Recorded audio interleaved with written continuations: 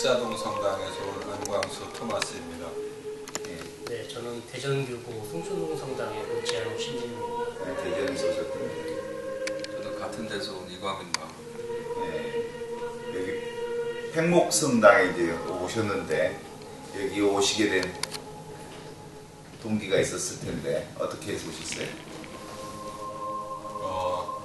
사실은 작년 4월 16일 이후에 계속 어떤 마음의 짐 같은 게 있었습니다. 현장에 한번 가야 되는데 근데 뭐 전혀 뭐 그러지 못하고 있다가 지금 의정부교구 우리 본당에서 어저께 그 저녁 8시 미사를 시작으로 해서 오늘 저녁 5시까지 그 교황님 권고사항에서 24시간 예수님 주님과 함께하는 하루라는 프로그램이 지금 진행 중입니다. 우리 본당에서.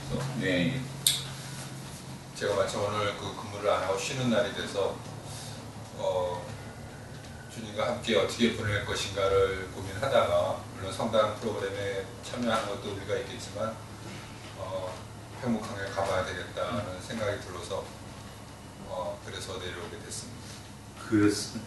정말 아주 잘 오셨는데 어찌 보면 여기 팽목성당 이 자리가 그 꿈 많았던 아이들이 수학여행을 떠나서 시신으로 돌아와서 거만소로 하고 있었던 이 장소니까 예수 그리스도의 십자가가 매달려 있는 골고타의 상황과 비슷한 장소라고 볼 수 있겠고 그런 지점을 예수님과 함께하기 위해서 이 자리에 오셨다. 정말 영적 예지가 있으십니다. 네, 어떻게 오셨어요? 저도 사실 이번에 대부분이 희생된 분들이 강한고 학생들 아닙니까? 저도 이제 기성세대 한 사람으로서 이제 일종의 구체의식 같은 게 없지 않아 있을 수밖에 없었죠. 구체의식을 좀 지금 있었는데 일상생활을 하다 보니까 계속 와야 되지 하면서 근데 얼마 전에 이제 뉴스에서 보면서 그거가 지금 천주교 주기도께서 지금 바티칸에 가 계시더라고요. 교황께서 세월호 그래요. 예.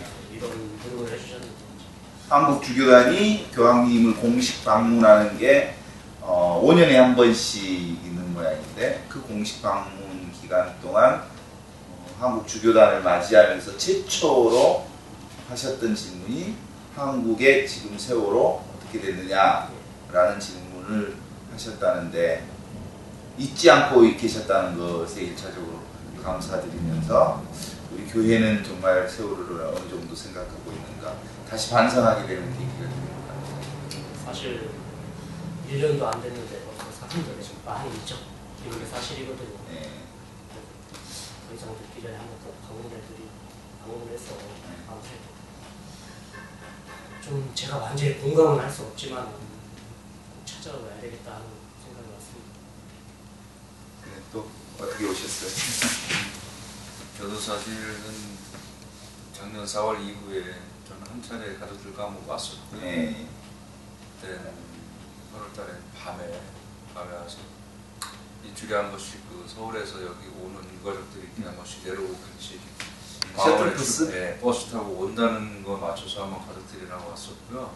촛불 시위도 한다고 그때쯤 왔는데 그로부터 벌써 한 6개월 남짓 지났는데 일상에서 묻혀서 저 자신이 잊었고 또 여기 오면서부터 초입에 들어오면서부터 이미 많은 사람들 속에 내리 속에 사라졌다는 걸 느꼈는데 결국 이 세월호라는 거는 그러한 우리들의 안일함 속에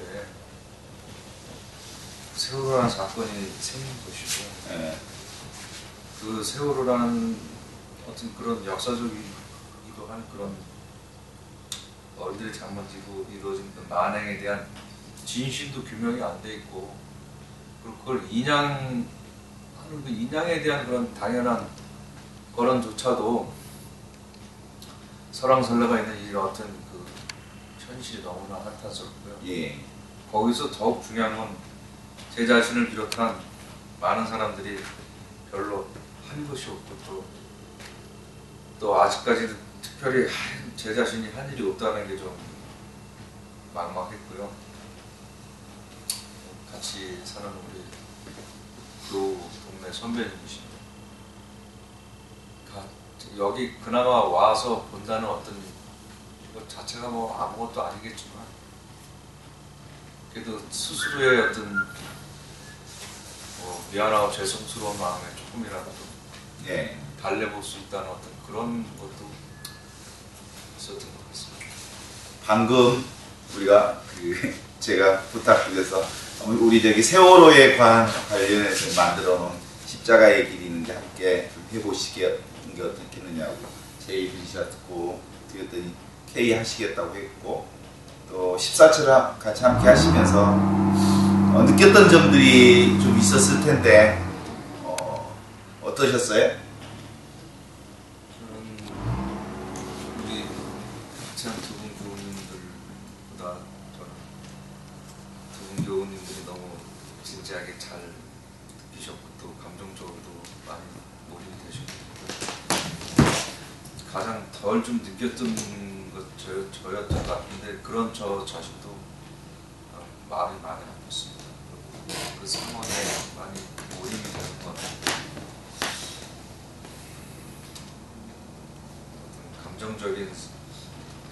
감정적으로만 대처할 수 없는 문제가 분명한데 너무나 슬픈 그런 일들이었다는 것이 다시 한번 가슴속에 와닿고요. 저희가 우리 주님과 함께 이거를 다시 반복되지 않고 얘네들의 어떤 희생이 헛되지 않게 여기 붙어서 살아있는 우리들이 할 수 있는 게 있으면 지금 뭔가를 해야 된다는 느낌, 그리고 그 중에 굉장히 가슴에 남아있는 그 기간에 실천하는 믿음, 증거 없는 삶, 이런 것들이 참 너무나 마음 안에 다가왔던 것 같습니다. 예, 사실은 우리 세월호라고 하는 게 신앙 안에서 어떻게 보면 예수 그리스도의 십자가가 곧 구원을 만들어내는 구원의 상징이었던 거고 그 십자가를 통해서 구원의 역사가 이 세상에 온 것처럼 대한민국의 구원의 역사를 새롭게 만들고 싶다면 세월호의 문제, 세월호라고 하는 이 십자가를 정확하게 우리가 구원의 십자가로 보지 않는다면 대한민국의 구원은 없다. 단도직입적으로 이렇게 말할 수 있지 않을까 싶은데 십자가의 길 하시면서 어떠셨어요? 제가 뭐 관심이 부족해서 그랬는지 몰라도 그 집에서 지내면서 지금 이 세월호 14처 십자가의 길 이문을 한 번도 적혀보지 못했어요.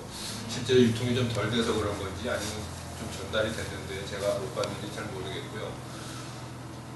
사실 이제 그런 그 사건을 이렇게 보면서 뭐 마음 아프고 슬프고 뭐 답답하고 화나고 하는 이런 차원도 물론 기본에 있었고 한 가지 늘 잘 알 수 없었던 부분이 과연 무슨 의미가 있는가. 아무래도 지금 우리 신부님께서 말씀하신 것처럼 그런 커다란 그림은 대충은 어떻게 알아들을 것 같은데 정말 무슨 어떤 의미가 있을까 참 그런 것들이 궁금했는데 아까 신부님께서 그 소개 말씀해 주시면서 이 세월호 십자가의 길 14처가 그 희생된 자녀를 둔 어떤 어머님의 그 마음에서 나온 거라는 얘기를 들었는데요. 그 각 처마다 그 각 단계마다 이런 의미가 있었구나. 네. 그거는 처음 제가 느꼈는데 굉장히 그 의미가 깊었고요. 그래서 그런 점들을 좀 아는 분들이 특히 우리 교우들이라면 신앙적인 측면에서 좀 더 많이 알아야 되지 않을까 그런 어떤 생각이 들었습니다. 네. 네, 기본적으로 우리 신앙이 사실은 구체적인 우리가 살아가는 삶의 현장과 신앙이 뭔가 모르게 이렇게 따로 노는 것 같은 느낌이 들죠. 그런 점에 있어서 세월호 십자가의 길을 통해서 보면서 지금이 우리 이 나라의 현실 그리고 우리의 모순의 현실을 십자가의 길로 함께 엮어서 보면서 신앙 안에 삶이 들어와 있고 삶 속에 신앙이 함께 들어오면서 사람 숨쉬는 신앙, 적어도 이런 신앙이야말로 현실과 신앙이 합일되는 신앙, 이런 방식으로 우리 사실은 앞으로의 신앙이 가야 될 거라고 보는데, 십자가 얘기를 하시면서 어떻습니까? 비참하고 비통하고 때로는 이제 분노감도 이제 치밀어 오르는데, 사실 바깥에서 지인들하고 얘기를 나누다 보면 냉소적으로 보는 시간이 사실 분노하지 않고 그러면 세상은 전혀 알아주지도 않고, 또 상대적으로 이런 부분을 갖다가 해결할 수 있는 더 높은 곳에 있는 위치에 있는 사람들은 전혀 또 무관심하게 그 사고를 저기 붙이게 지금 세월호 가족이 잠겨 있는 것처럼 이렇게 놔둘 건데, 우리 같은 소시민이 지금 할 수 있는 게 같이 공감하고 또 때로는 분노하는 게 제일 유일한 수단이 아닌가 그런 생각을 하고 있거든요. 이게 맞는지 틀리는지는 저는 모르겠지만,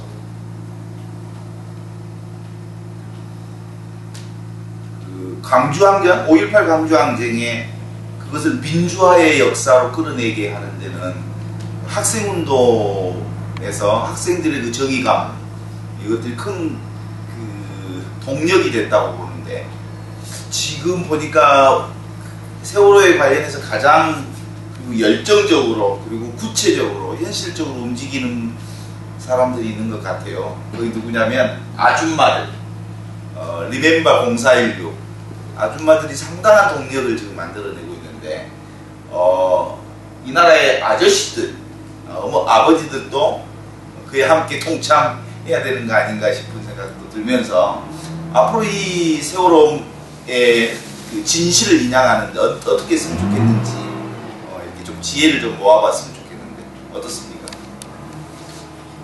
사실 그런 구체적인 안은 마땅하게 구체적인 대안을 내놓을 만한 건 없고요. 아마 빨리 인양에 관련돼서 나오는 여러 가지 말도 안 되는 그런 것들을 정리하고 빠른 시간에 인양을 할 수 있는데, 저희가 우리 같은 일반인들이 도움을 주거나 의견을 아니면 정치적으로라도 우리가 더 힘을 실어줄 수 있는 방법이 있다면 빨리 그 일을 실행하는 것이 우선 가장 1차적으로 인양이다. 가장 중요한. 거기서부터 증거물을 확보해서 진실 규명을 해나가는데 박차를 가해야 된다. 이런 생각이죠. 또 어떻습니까? 앞으로 세월호 문제 진실 규명을 위해서 같은 생각을 하는 분들은 굉장히 많은 것 같습니다. 그렇죠. 근데 이제 이게 우리나라처럼 흩어지지 않게 하기 위해서는 좀 연대할 수 있는 어느 정도의 그런 틀이 좀 필요하지 않나. 근데 또 웹상이라든가 SNS상이라든가 양쪽에서 어느 정도 좀 필요할 것 같다는 생각을 좀 같이 좀 모아서, 그래야지 이게 전달이 될 때 좀 더 강력한 전달이 되지 않을까 이런 생각이. 제 생각에는 많은 분들이요, 우선 저만 해도 감정적으로 상당히 동요하고 분노하고 이런 차원에 계속 머물러 있는 것 같고요. 지금 신부님께서 질문하신 어떤 구체적인 다음 단계로 나아가고자 할 때 뭐가 필요한가에 대한 지혜는 사실 부족한 것 같거든요. 그래서 그런 것들은 물론 이제 그 말씀하신 아줌마들이나 우리 아버지들한테서도 그런 지혜들이 나올 수 있겠지만, 제 바람은 오히려 특히 우리 교회 차원에서 어떤 그 컨센서스가 만들어져서 그런 것들을 저희들한테 이렇게 알려줌으로써 저희들이 좀 쫓아갈 수 있도록 이렇게 안내를 해주는 것이 좋지 않을까, 더 효과적이지 않을까, 그런 생각을 해봅니다. 예. 그러니까 지금 진실규명 과정에서 네. 이제 1주년이 다 되면서 사실은 밝혀진 게 하나도 없어요. 진행된 것도 하나도 없고, 이것이 사람들을 또 지치게 하고 있게 하는 아주 중요한 일인데, 그럼에도 불구하고 이제 유가족들을 만나면 유가족들은 이건 물러설 수 없는 길이라고들 보는 것 같아요. 예를 들면 자녀가 한 가족이었단 말이에요. 아이가 하나였. 그 아이가 희생된 가족들에게 있어서는 이미 당신들이 직장 생활하는 것도 어이고 경제활동을 하는 것도 우리가 일단 우리 아이가 왜 죽었는지, 왜 3일 동안 구조하지 않았는지, 그것이 왜 그랬는지 그에 대한 진실을 마지막까지 밝히지 않는 한 눈을 감을 수 없다. 우리 아이가 나에게 준 천명이다. 하늘의 소명이다. 이렇게 생각하는 부모들이 대다수죠. 그렇게 보면 중심에 있는 유가족들이 내가 죽기 전에 이 진실을 규명하지 못하고서는 하늘로부터 내 아이가 하늘을 통해서 나에게 준 소명을 내가 받지 않으면 안 된다. 이런 정도의 각오를 가지고 있기 때문에 기필코 나는 이 진실 규명이 될 거라고 봐요. 그러나 이게 이제 시간의 길이 요 문제가 있고, 그 다음에 정치적인 이 역학관계 속에서 지금 이 정부에서는 죽겠다 깨나도 한 치도 밀리지 않기 위해 발버둥을 칠 터인데, 그럼에도 불구하고 진실 규명은 될 거라고 보고, 그 지점에 있어서 국민들도 확신을 갖고 그 유가족들의 이 의지를 확대 재생산하고 우리가 함께 이것을 결국은 대한민국을 새롭게 건국하는 정신으로 새롭게 시작해야 되지 않을까, 뭐 이런 생각을 하거든요. 그래서 일단 유가족들의 의지는 확고하다. 그리고 주변에 상당히 많은 사람들도 함께 가고 있기는 하다. 그러나 워낙 나쁜 정권이고, 이건 뭡니까? 쥐라고 그랬나요? 전임 정권을 쥐, 지금은 닭. 쥐와 닭으로 대별되어지는 짐승이 지배하는 세계에서, 세상에서 적어도 사람다운 인간이 지배하는, 인간이 함께하는 세상으로 바꿔야 되는 거 아닌가. 지금은 적어도 짐승이 지배하고 있는 세상인 한 사람의 말귀를 짐승들은 알아듣지 못한다. 그래서 적어도 사람이 만들어가는 세상으로 바꿔야만 서로 소통이 되면서 이 문제의 진실 접근이 가능한 거 아닌가, 이런 생각을 하게 됩니다. 신부님께 질문이 있는데요. 네.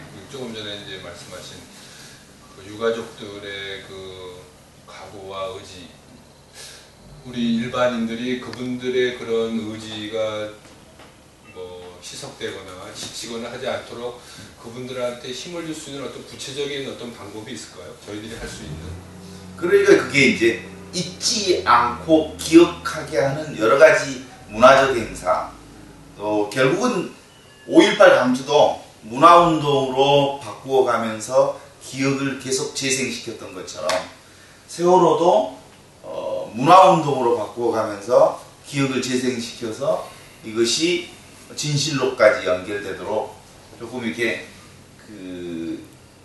뭐라고 할까, 질긴 놈이 이긴다 라는 정신으로 끈질기게 이 문제를 제기하고 함께 가야 되는 거 아닌가. 그래서 가장 유가족들이 두려워하는 것, 국민들로부터 잊혀지는 것, 그게 가장 두려워하는 것이니까 잊지 않도록 하게 하는 여러 가지 컨셉들을 만들어서 함께 공유하고 재생시켜 나가서 언젠가는 그 진실에 접근할 수 있도록 함께 하는 것, 그것 아닐까 싶습니다. 그리고 뭐 그냥 제가 얼핏 생각나는 건데요. 우리 교구라든지 아니면 한국 카톨릭에서도 뭐 광주 교구에 와서 이렇게 천막 성당을 하시고 신님께서 사업을 하고 계시고 하고 계시고, 이런 거를 우리 전체적으로 좀 이런 부분들도 같이 좀 나눠가지고 정보도 좀 나눠주고, 각 교구의 주보에도 좀 이런 걸 좀 내주고, 이런 게 있다고 여기서도 지금 이게 이렇게 자리를 지키고 있다는 걸 좀 알려주는 그런 부분도 교회 내에서도 신앙을 위한 신앙, 실천을 위한 그런 신앙이 되는 한 발자국으로 디디는 것도 필요할 것 같고, 그런 거에 전 우리의 카톨릭 내에서도 컨센서스를 이루어 나가는 한 걸음 뛰는 게 필요하다고. 그렇지. 아니 대적교구장님께서 그 정의평화위원회 위원장님이신데 마음으로부터 기다리고 있습니다. 꼭 한번 찾아주시기를 바랍니다. 예. 오늘 감사드립니다. 여러분 끝나고 개인적인 신부님께서 여기 오시게 되는 교구 차원에서 보내주신 겁니다. 자원반 경구이지만 반반이 괜찮아. 아무리 보내고 싶어도 갈 의지가 있는 사람이 없으면